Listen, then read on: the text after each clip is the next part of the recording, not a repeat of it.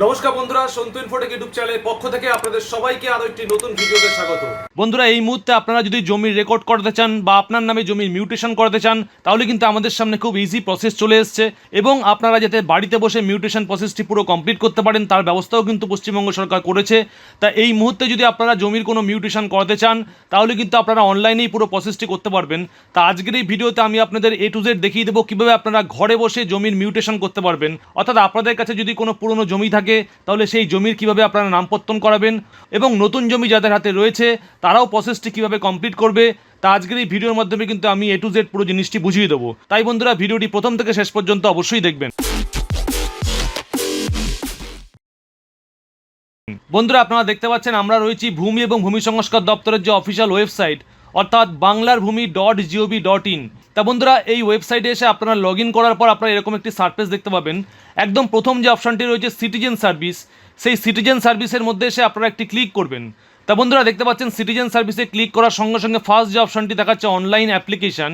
তা এই অনলাইন অ্যাপ্লিকেশনের উপর যখনই আমি ক্লিক করছি প্রথম যে অপশানটি দেখাচ্ছে মিউটেশন অ্যাপ্লিকেশান, অর্থাৎ এখান থেকে কিন্তু আপনারা অনলাইনে mutation application form fill up করতে পারবেন। তা আমি এটা ক্লিক করলাম, ক্লিক করার সঙ্গে সঙ্গে দেখুন আমাদের সামনে মিউটেশন অ্যাপ্লিকেশন ফর্ম কিন্তু খুলে গেছে।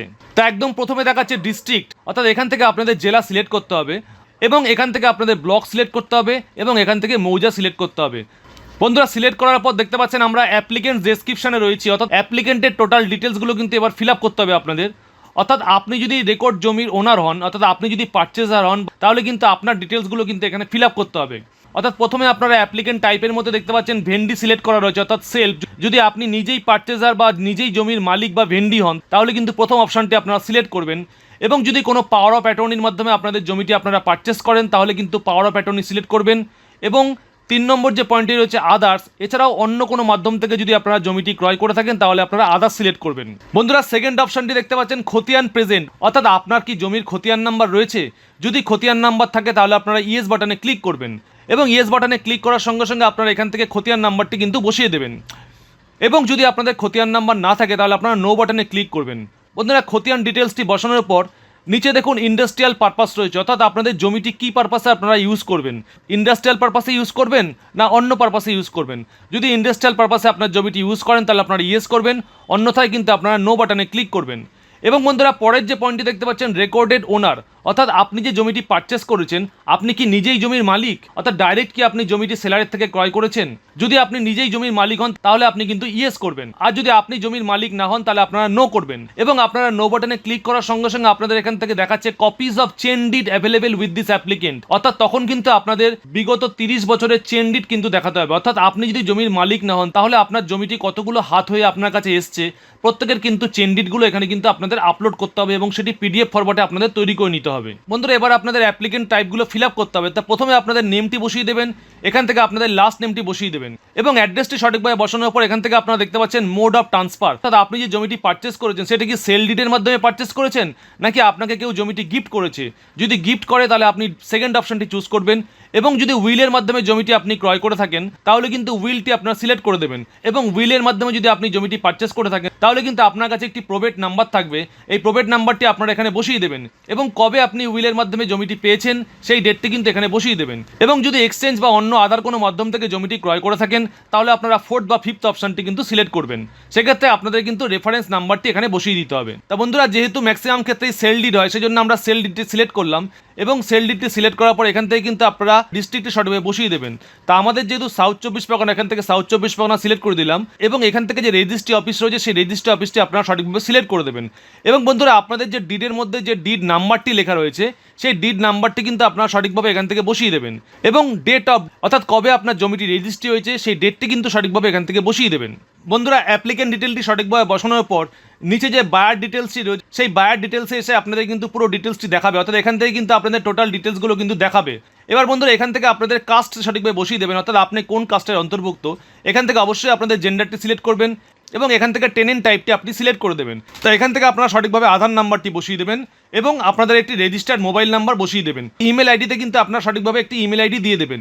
এবং বন্ধুরা এখান থেকে মোবাইল নাম্বারের পরে একটি মোবাইল ওটিপি রয়েছে এবং ইমেল আইডি বসানোর পর একটি ইমেল ওটিপি রয়েছে, অর্থাৎ এখান থেকে দুটো ওটিপিতেই আপনারা ক্লিক করে আপনারা কিন্তু পেজটিকে ভ্যালিডেট করে নেবেন। অর্থাৎ আপনাদের রেজিস্টার্ড মোবাইলে একটি ওটিপি আসবে এবং আপনাদের রেজিস্টার্ড ইমেলে কিন্তু একটি ওটিপি আসবে। বন্ধুরা এবার সেকেন্ড যে কলামটি রয়েছে পার্টিকুলারস অফ ট্রান্সফারার, এই পার্টিকুলারস অফ ট্রান্সফারারের মধ্যে এসে আপনারা এখানে টিক বাটনের মধ্যে একটি ক্লিক করবেন। তা টিক বাটনে ক্লিক করার সঙ্গে সঙ্গে এখান থেকে অ্যাড রেকর্ড বলে একটি অপশন চলে আসবে। এখানে এসে আপনারা সেলারের নাম বসিয়ে দেবেন, এখানে সেলারের লাস্ট নেম বসিয়ে দেবেন এবং সেলারের ফাদার্স নেম বসিয়ে দেবেন এবং গার্ডিয়ান টাইপ এখান থেকে সিলেক্ট করে দেবেন। তা বন্ধুরা এখান থেকে আপনারা সেলারের ডিটেলসগুলো কিন্তু বসিয়ে দেবেন এবং আপনার জমিটি কত দাগ নাম্বারের অন্তর্ভুক্ত এখানে এসে আপনারা দাগ নাম্বারটি বসিয়ে দেবেন এবং খতিয়ান নাম্বারটি অবশ্যই আপনারা এখানে বসিয়ে দেবেন এবং আপনার জমিটি কত স্কোয়ার ফিট সেই জিনিসটি কিন্তু এখান থেকে আপনারা বসিয়ে দেবেন। এবং বন্ধুরা ল্যান্ড ক্লাসিফিকেশন ডিটেলস এসে এখান থেকে আপনাদের জমির চরিত্রটি কিন্তু বসিয়ে দেবেন। এবং বন্ধুরা একদম লাস্টে দেখুন পারপাস অফ মিউটেশন বলে একটি অপশন রয়েছে, এখানে সিলেক্ট করলে আপনারা কোন পারপাসে মিউটেশনটি করছেন, তো এখান থেকে আপনারা সঠিক জিনিসটি কিন্তু চুজ করে দেবেন। বন্ধুরা থার্ড যে অপশনটি রয়েছে লিস্ট অফ এনক্লোজার, এটা কিন্তু ভেরি ভেরি ইম্পর্টেন্ট। দেখুন বন্ধুরা আপনি যদি নিজেই জমির মালিক হন, অর্থাৎ আপনি যদি জমিটি ডাইরেক্ট কোনো সেলারের থেকে কিনে থাকেন, তাহলে আপনার কাছে নিশ্চয়ই জমির রেজিস্ট্রিকৃত দলিল থাকবে। বন্ধুরা আপনাদের কাছে যে রেজিস্টার্ড দলিলটি থাকবে সেই দলিলের প্রত্যেকটি পাতা কিন্তু আপনারা স্ক্যান করে নেবেন এবং স্ক্যান করার পর আপনারা প্রত্যেকটি পিডিএফ পাতাকে একটি ফাইলে কনভার্ট করবেন এবং সেটি যেন ম্যাক্সিমাম 2 MBর মধ্যে আপনাদের ফাইল সাইজ হয়। এবং বন্ধুরা সেকেন্ড অপশনটি দেখতে পাচ্ছেন উত্তরাধিকার সংক্রান্ত শংসাপত্র। যদি ডাইরেক্ট সেলারের থেকে জমিটি আপনি পারচেস না করেন, সেক্ষেত্রে থার্ড কোন পার্টির থেকে আপনি জমিটি ক্রয় করেছেন, copies of legal hair certificate লাগবে। অর্থাৎ জমির উত্তরাধিকার অর্থাৎ জমিটি কার রয়েছে তাদের কিন্তু বংশ পরম্পরা একটি সার্টিফিকেট লাগবে। এবং বন্ধুরা এখানে দেখতে পাচ্ছেন থার্ড যে অপশনটি পিট দলিল, সেই পিট দলিল আপনাদের অবশ্যই দিতে হবে। জমিটি অনেক হাত হয়ে আপনার কাছে আসে তাহলে অবশ্যই তাদের প্রত্যেকটি পিট দলিল বা চেন ডিড কিন্তু অবশ্যই আপনাদের লাগবে। এবং হাল খাজনা রসিদ, আপনি যদি জমিটি কোনো সেলারের থেকে পারচেস করে থাকেন তাহলে অবশ্যই আপনার কাছে খাজনা রসিদ থাকবে, সেই খাজনা রসিদটি কিন্তু অবশ্যই পিডিএফ ফরম্যাটে এখানে আপলোড করতে হবে আপনাকে। এবং বন্ধুরা নির্দিষ্ট ফর্মে 10 টাকার একটি ঘোষণাপত্র বা কোর্ট ফি কিন্তু আপনাদের এর মধ্যে অ্যাটাচমেন্ট করতে হবে। এবার বন্ধুরা প্রসেসিং ফি, অর্থাৎ আপনাদের জমিটি রেজিস্ট্রি করতে কত টাকা খরচ পড়বে। বন্ধুরা এখানে দেখতে পাচ্ছেন রুরাল এরিয়া, মিউনিসিপ্যাল এরিয়া এবং মিউনিসিপ্যাল এরিয়া উইদিন কেএমডি, অর্থাৎ কলকাতা পুরসভার আন্ডারে যে সকল জমিগুলো রয়েছে তাদের প্রত্যেকের কিন্তু রেট চার্ট এখানে দিয়ে দিয়েছে।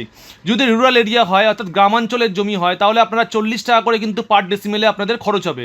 যদি আপনাদের শহরাঞ্চল এলাকা হয় বা মিউনিসিপ্যালিটি এলাকা হয় তাহলে কিন্তু আপনাদের পার ডেসিমেলে 60 টাকা করে খরচ হবে এবং কলকাতা পুরসভা হলে 80 টাকা পার ডেসিমেলে কিন্তু আপনাদের খরচ হবে। এবং এটি কিন্তু এগ্রিকালচার ল্যান্ডের ক্ষেত্রে।